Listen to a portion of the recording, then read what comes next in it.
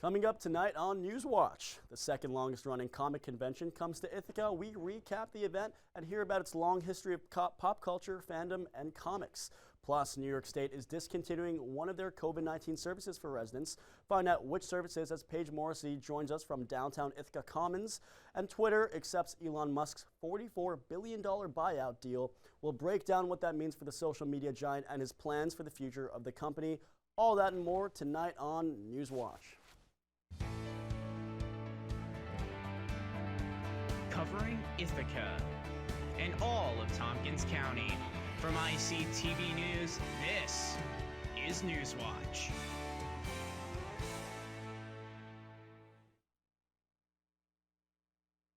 Good evening, and thank you for joining us tonight. I'm Ethan Birch. And I'm Jay Nan, the first on 16 tonight. Ithaca College held Ithacon 45 this weekend, hosted by the Comic Book Club of Ithaca. Ithacon is the second longest running Comic Con in the nation, highlighting pop culture, comics, and fandoms for people across the country. Vendors sold food and drinks and hosted guest speakers to celebrate the weekend. Ithacon 2022 marked the first in-person event in over 2 years since it was canceled in 2020 and was virtual last year. In fact, we have reporter Noah Ron Wrestler in studio to talk about the event turnout. Noah, what was it like? That's right, Jay. The convention was right here at Ithaca College. Ithacon drew a huge crowd of fans all across the country. From what I can tell, it was super successful weekend.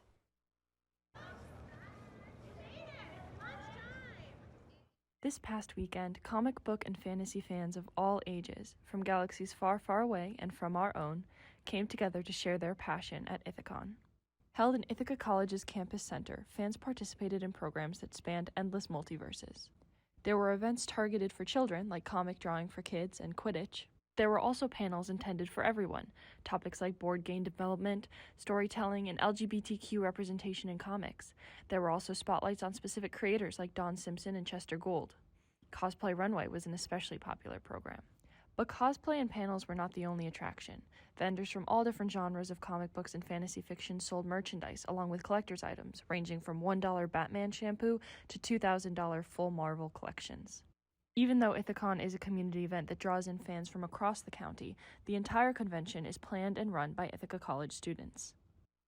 Yeah, I was responsible for shooting all the footage. I had a nice little camera rig on me, and I was walking around everywhere shooting. Sort of like everything from just the admission process to people just having a fun time. Students have the opportunity to learn about pop culture and geek culture from a business perspective. This is the only class like this in the country. I focus on entrepreneurial issues, so we have a real startup vibe going through it. But these students learn all about how it all works, and then they work really hard to make this convention come alive. I'm here at the third 45th annual Ithacon convention. After a canceled and then a Zoom Ithacon, we are now finally in person. And although it is currently tearing down, this is the end to a very successful weekend. I just love the way that we get to meet these guests and get to socialize with them. I love when the dealers make some money and turn on some new fans, collectors, and readers. I think most of all, I really, really enjoy the way the students get a sense of accomplishment. And they step up, and they roll up their sleeves, and they work hard, and they gnash their teeth, and then at the end, 99% of the time they succeed. And that's really a very rewarding part for me. Reporting for Newswatch, I'm Noah Ron Wrestler. Thank you, Noah. William Mitro, better known as Magic Man, has been taken off the ballot for the mayor of the city of Ithaca. His opponent in the Republican Party, Zachary Wynn, filed 8 objections to 37 of Magic Man's minimal required signatures. The Tompkins County Board of Elections ruled 7 of the 8 objections invalid, putting Magic Man 7 signatures away from the required minimum. Magic Man says he is still determined to get a spot on the ballot and plans to run with the Common Sense Party. I want to build up our public safety by expanding the police force, and I want to also eliminate the drug zones around here, because Savante had a stupid idea of the so-called safe heroin injection site. You know, that's not the way you solve the opioid epidemic. I want to eliminate the drug zones and implement opportunity zones. Encourage entrepreneurialism. Bring business back into Ithaca. Metro will need to get signatures of 160 independent voters by May 31st in order to be placed back on the ballot, this time in the Common Sense Party. Now, the New York State Department of Environmental Conservation has postponed their decision on the Greenwich Generation's permit renewals. Greenwich Generation is a power plant and Bitcoin mining facility located in Yates County that is under fire with the rising environmental crisis. Greenwich has 19,000 mining machines that produce 1 million tons of carbon dioxide each year. The DEC has cited their inability to shift through the thousands of comments to help them make their decision. Cornell University's researchers gathered over 3,000 comments from the public and ran tests to categorize them. So based on analysis of the file names alone, my information science colleague, Marina Zafiris, who you'll hear from in a minute, was able to identify the general sentiment of the majority of the files based entirely on their file names, which often contained quite unambiguous phrases such as, quote, deny Greenwich's Title V air permit, end quote. We found that in total, out of the 3,919 files provided by the DEC, about 38 of them represented opinions clearly in favor of Greenwich's permit renewal. That's less than 1%. Now, as Marshall said, 98% of comments opposed the permit renewal. The Department of Environmental Conservation is reviewing all comments.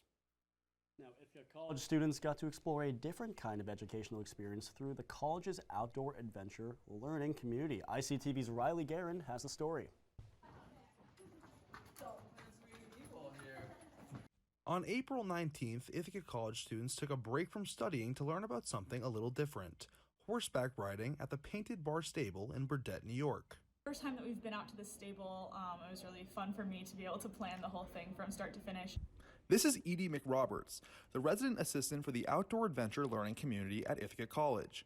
The OALC encourages students to gain outdoor adventure skills, including leadership, as well as knowledge about cultural and environmental issues. You need to live on campus but still have cool new experiences that they might not have had the opportunity to access, and really focusing on outdoor recreation. The Ithaca Outdoor Adventure Learning Community partnered with the Painted Bar Stable as a way of educating students about a new form of outdoor adventure: horseback riding. Want to educate the public but make it accessible, because horses are not very accessible to people. So we wanted the barn to be able to be for anyone, that anyone could ride and understand what we're trying to do here, which is just share the love of horses. Students learned the ins and outs of horseback riding. But we went out there and got to go on an hour-long trail ride and then also help out at the barn. So we got to help them with feeding the horses and cleaning out the stalls and some of the other just little work things that happen around the farm. So it just takes a lot of tenacity to be able to work with a 1,000-pound animal that sometimes steps on your foot. Students enjoyed the educational experience. On the horseback riding trip, my experience was awesome and enjoyable. I haven't been on a horse in a few years, and it was nice to be back riding again. For the stable, these students represent the future. We have to have someone to be able to do it when we're gone, and we want horses to continue to be not just something for the elite, but something for everyone. Reporting from the Painted Bar Stables in Burdett, New York, I'm Riley Guerin. Always love to see a horsing around, Riley. Now, while spring cleaning begins, there are plenty of options for where to bring those unwanted pill bottles and medication. National Drug Take Back Day is Saturday, April 30th this year, meaning if you have any unwanted or expired medication, you can bring them to an approved location where professionals will then dispose of them. The Tompkins County location to take back drugs will be the Tompkins Sheriff's Office on Warren Road. Medications can be dropped off between 10 a.m. and 2 p.m. on Saturday.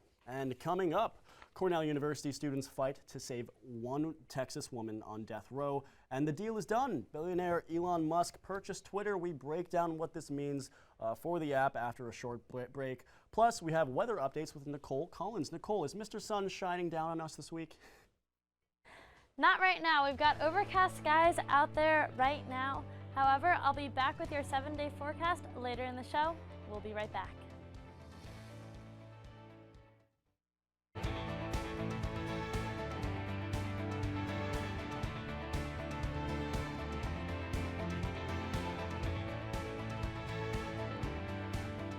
Welcome back to Newswatch. Just 2 days before the scheduled execution of a Texas woman, an appeals court issued a stay of execution.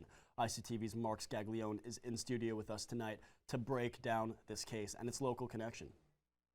Yeah, Jay, this case is really interesting and is starting to get some national attention as well. Melissa Lucio is a Texas woman who was found guilty of capital murder all the way back in 2008 over the death of her toddler, Mariah Alvarez. Now, Lucio is currently one of the 6 women on death row in the state of Texas, and on Monday, the Texas Court of Criminal Appeals granted a stay of execution for Lucio. This essentially now means that a lower court will consider new evidence in her innocence, and Lucio was originally scheduled to be executed tomorrow. And through it all, her family and supporters say she was wrongfully convicted after what they call an unfair trial. According to Lucio's attorneys, her daughter's death was accidental after she fell down a flight of stairs. Meanwhile, as for the prosecution, they argued Lucio was an abusive mother who likely caused the injuries that led to her daughter's death. And right here in Ithaca, students and staff at the, members of the Cornell Center on the Death Penalty Worldwide have been advocating for the release of Lucio by reaching college campuses and voters across Texas as a part of their advocacy project. Let's take a listen to Lucio finding out her death sentence was delayed. The Court of Criminal Appeals issued a stay of your execution for Wednesday.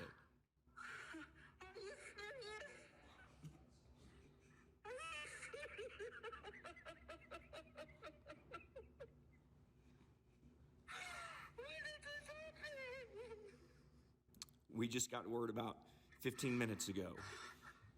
Oh my God! That is wonderful!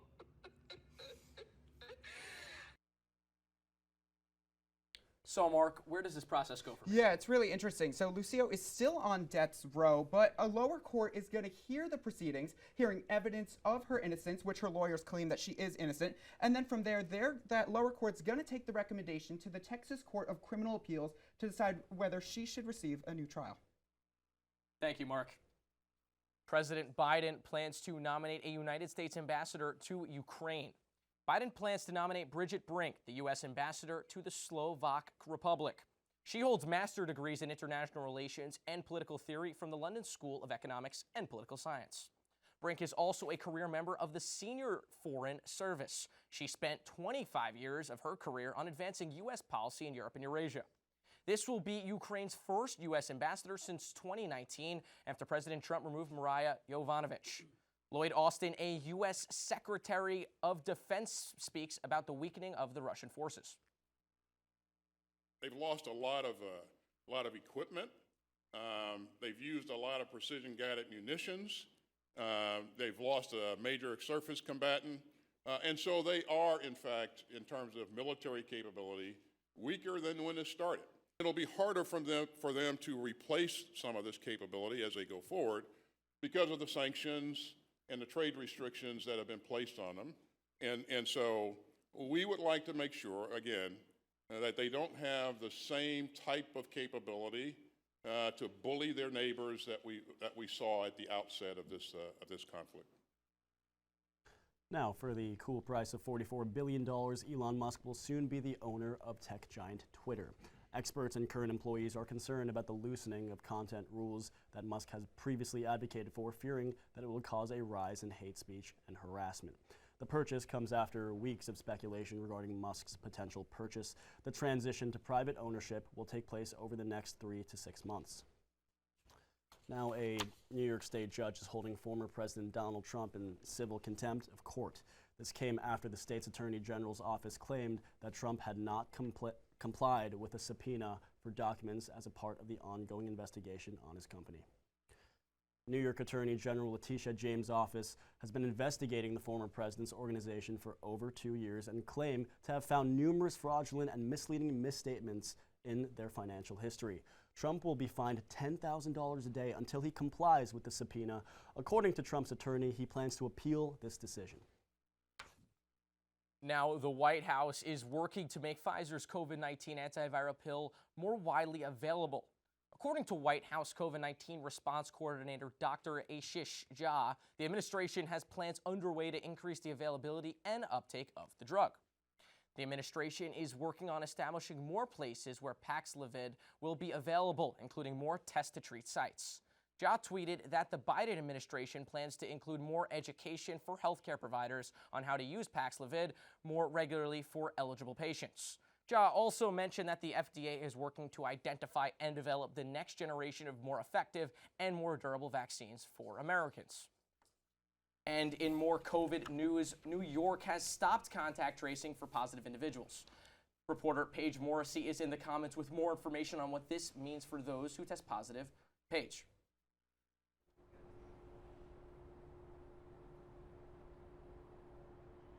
That's right, Ethan. Throughout the entirety of the pandemic, if a person received a positive COVID-19 test, they would then get a call from the New York State Virtual Call Center. The call center would then conduct contact tracing, which would take measures to help identify any individuals that the positive person came into contact with. On Monday, the Tompkins County Health Department notified residents that the call center will no longer be doing contact tracing. Public Health Director Frank Krupa says, quote, "This third year of the COVID-19 pandemic's theme has largely been self-management.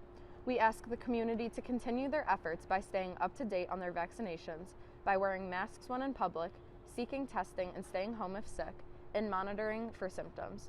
Continuing to follow these steps will help reduce the spread of the virus and keep our more vulnerable community members safe." While New York State won't be monitoring the contact tracing for residents, those who test positive should immediately isolate for 5 days and notify those around them of the positive test result. The discontinuation of this service is just the latest step as New Yorkers learn to live with the pandemic. In the downtown Ithaca Commons, Paige Morrissey, ICTV News. Thank you, Paige. Coming up after the break, Nicole Collins has your weather forecast, but the first batter up is going to be Cam Manna. Cam, what's going on with sports, buddy? Well, guys, we highlight the final stretch of the season for Ithaca Athletics and talk about the New York Mets' early season heroics. Don't go anywhere. Stick with us right here on Newswatch.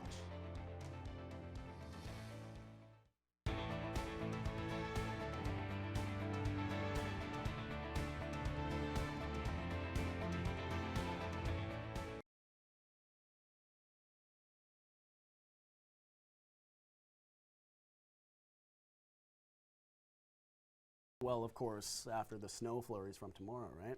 Nicole, Yeah. what can we expect this weekend? Yeah, get your sunglasses ready. We've got a lot of sun coming our way. That's because these warm temperatures coming in make it a lot more sunny, because the more moisture there is in the air, the more clouds that form. But when it's warmer temperatures, you need a lot more moisture to form those clouds. So that's why it's sunnier in the summertime. So unfortunately, we're still stuck with some overcast skies tonight. We might have some showers still passing through the area, that low dropping down into the mid-30s. As we get into tomorrow, those showers will continue throughout the morning hours. They might switch over into some flurries, nothing too major, watch out for that. Also, our highs a little bit colder than today, only getting up into the mid-40s. Tomorrow night, the temperature drops back down into the 30s, and that overcast skies stay with us. However, that precipitation will move out. So if you look at the radar behind me, you can see these patchy showers and precipitation kind of moving through our area.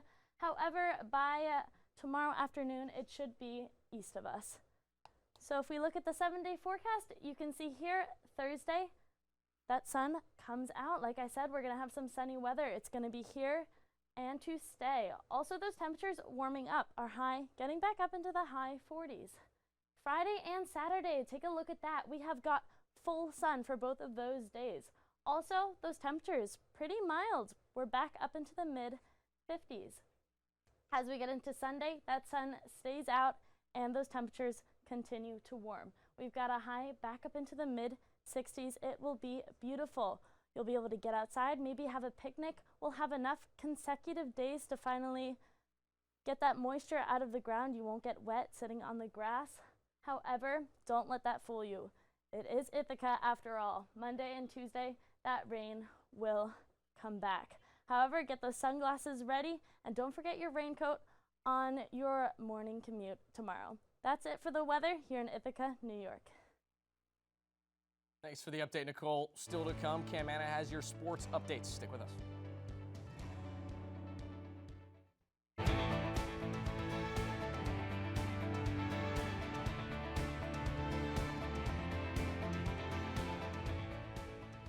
Welcome back to Newswatch. I'm Cam Manna with your final Tuesday sports update of the season.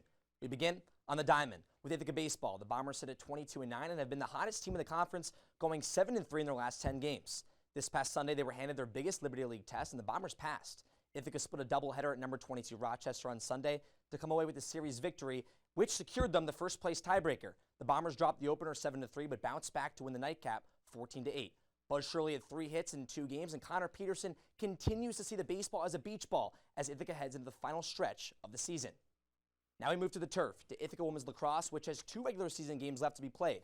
The Bombers capped off their final regular season game at Higgins Field victorious with a senior day victory over St. John Fisher. The Bombers sit at 12-2 overall and 7-2 in the conference, which places them 3rd in the Liberty League. But their 2 losses came against the top 2 teams in the conference, St. Lawrence and William and Smith College, by a combined 2 goals.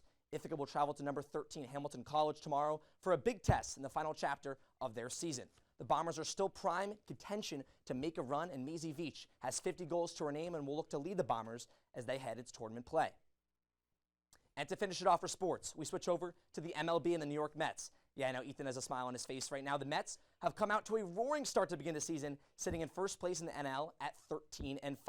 And last night, they showed why they are a different team than last year. We go to St. Louis for the highlights of this game between the Mets and the St. Louis Cardinals. It's a 3-game set. Game 1, and the Mets go to Max Scherzer, their biggest offseason acquisition. He had everything working tonight. The off-speed pitches, goes to the fastball right here, upstairs, 95 miles per hour, 7 innings, 2 hits, 10 strikeouts, a dominant performance. You know, these St. Louis Cardinals hitters couldn't hit anything even with an oar. But we skip to the eighth inning. Scherzer out, Trevor May in, and Tyler O'Neill cracks one to left field for a 2 RBI single. And the Cardinals take a lead late in this game. The Mets hitters had to get it together. Now we go to the 9th inning now. One more out away. It's 2 outs. Mark Canha up to the plate. Ground ball, left side. Arenado, the Gold Glover, can finish it, but boots it over Goldschmidt's head, and Eduardo Escobar will come home to score. Hey, the Mets down to their final at-bat, now 2-1. But Giovanni Gallegos, the pitcher for the Cardinals, just has to get it done right here. They need a clean play. Dominic Smith, hard ground ball. Goldschmidt, Gallegos can't get there in time. Dominic Smith with the hustle, and then Jeff McNeil, the heads-up play of the season. Mets take a 3-2 lead. They were down to their final out, came all the way back, and then Brandon Nimmo sends the Mets home with a high fly ball, a 2-run blast into the night sky. And the Mets, in comeback fashion, win this game 5-2. A perfect ending to sports here on Newswatch. I'm Cam Manna, saying so long. Thank you so much, Cam. Now, our final story of the season of Newswatch shows you that not all superheroes wear capes. Marvel's next superhero, for some strange reason, is one of the biggest Latin music artists on the planet. Grammy Award-winning artist Bad Bunny will be Marvel's first Latino superhero, starring in the film El Muerto. The Spider-Man spin-off is set to hit theaters on January 12, 2024. El Muerto will be Sony's latest live-action movie to expand the well-developed Spider-Man universe. And that does it for tonight's episode of Newswatch. Jay and I would like to thank everyone here on Newswatch who made the magic happen behind the cameras all season long, especially our technical producer, Becky Lidquist, who will be graduating from Ithaca College in a few short weeks. Becky has been with ICTV throughout her entire college career, and we would like to wish her the best of luck in the future. This has been such an amazing semester, working with such great people. Working on Newswatch has been an absolute pleasure for the both of us. Now, with that being said, tune in Thursday for more with Andres Rendon and Jordan Brooke, and be sure to follow us on Instagram and Twitter at ICTV News 607. Thanks for watching, and you guys have a good night.